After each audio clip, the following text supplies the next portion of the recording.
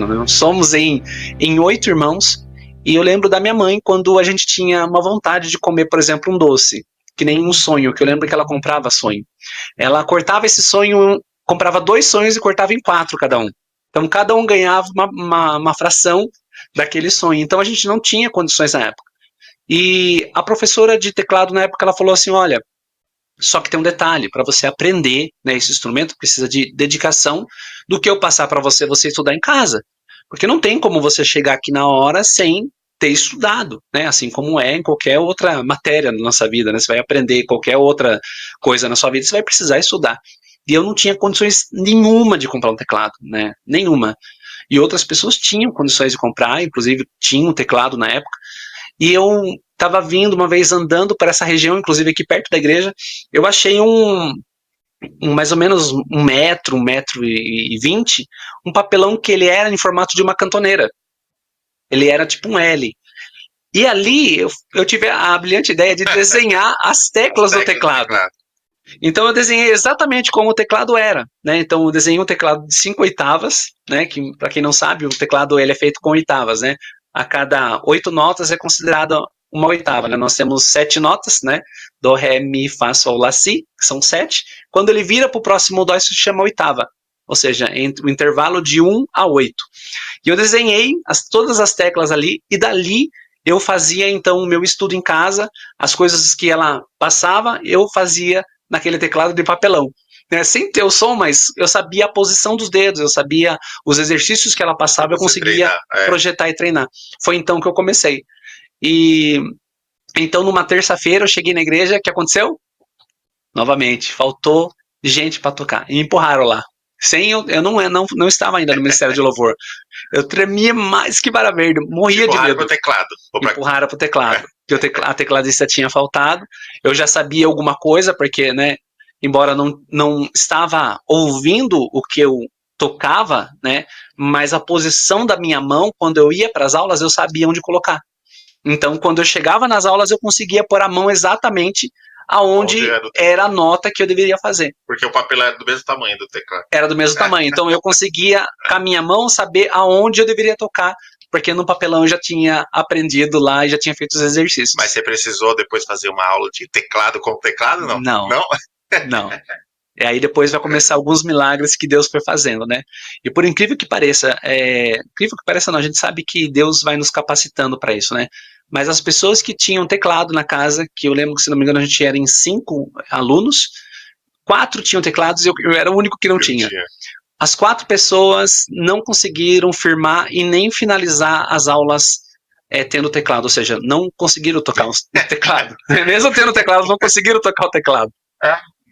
Aprendi a tocar o teclado, inclusive entrei no Ministério de Louvor aprendendo teclado no teclado de papelão.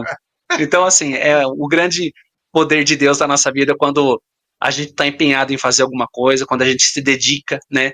Deus vai nos aperfeiçoar naquilo que é necessário. Aliás, um dos grandes atributos de Deus é fazer isso, né? Ele nos dá inspiração em coisas que ainda não foram criadas, ele nos capacita em coisas que ainda precisam ser colocadas dentro, porque Deus é poderoso para fazer qualquer coisa. E isso é claramente algo palpável que se chama fé. Né? Porque você estava tocando num teclado que só você via. Não é assim? A fé é a certeza das coisas como se já fossem, né? Não tinha um teclado, mas para você tinha. Tinha. Os carinhos que tinham o teclado podiam olhar e falar, não dá para tocar nisso aí, porque nem é um teclado. Mas eu não contava para ninguém, né, que eu não tinha, né? As pessoas, por fim, achavam que eu tinha teclado, porque assim, quando eu chegava nas aulas, eu já sabia. Então as pessoas achavam que eu tinha teclado, né? E assim, era uma das exigências, inclusive, que você deveria ter um teclado, para você poder desenvolver a técnica e as aulas que ela passava. E eu não tinha condições de comprar, nem minha mãe, nem meu pai, ninguém tinha condições de comprar, né? Quando eu falo que a gente era humilde mesmo, né? Era humilde assim a ponto, se eu contar para você um pouco dos testemunhos que a gente viveu e aconteceu, e o que Deus fez na nossa vida, né, na nossa casa, na nossa família, é algo tremendo, assim, que daria para escrever um livro, realmente, né, daquilo que que Deus fez a nossa história. E isso é um dos detalhes.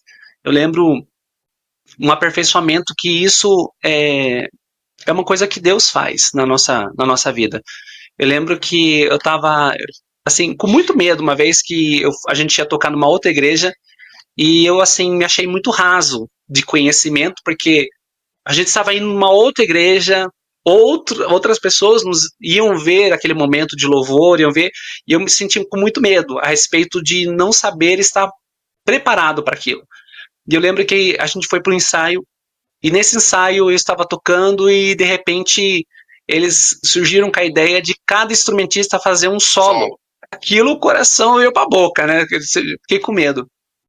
E eu lembro que eu baixei a cabeça e fiquei assim, ai Senhor, na hora que chega a minha vez, o que eu vou fazer? Porque eu tinha um conhecimento básico ainda, né? Não tinha um conhecimento ainda profundo. E eu lembro que quando chegou, ela falou o meu nome no ensaio. A hora que chegou na minha vez, algo tremendo aconteceu naquele momento. É como se o Espírito Santo pegasse as minhas mãos naquele momento e fizesse das minhas mãos as notas que ele queria que eu fizesse. Para você ter uma ideia, eu não consegui projetar mais aquilo que aconteceu naquele ensaio, naquelas notas. Você nem sabe que música que era. Não, eu sei a música que era, né? Mas eu não consegui projetar mais aquilo que aconteceu no ensaio. Mesmo no dia, quando nós fomos para a apresentação, que nós fizemos o louvor naquela igreja, inclusive foi na igreja quadrangular do São Guilherme, né? E a gente foi lá, eu não consegui fazer igual, mas eu consegui projetar algo diferente a partir daquele momento. A partir daquele momento entrou uma capacitação de Deus nas minhas mãos, a qual eu jamais poderia assim imaginar. Hoje, quando as pessoas olham para mim e falam assim, você toca, né, um instrumento e tal, mal sabem que isso foi a capacitação de Deus na minha vida mesmo. Foi Deus que pegou as minhas mãos e me capacitou. Porque o conhecimento que eu tinha na época, claro que depois a gente vai se aperfeiçoando, mas o conhecimento que eu tinha na época era muito pequeno diante daquilo que eu fui preparado para fazer. Então eu vi que Deus estava me usando naquele momento.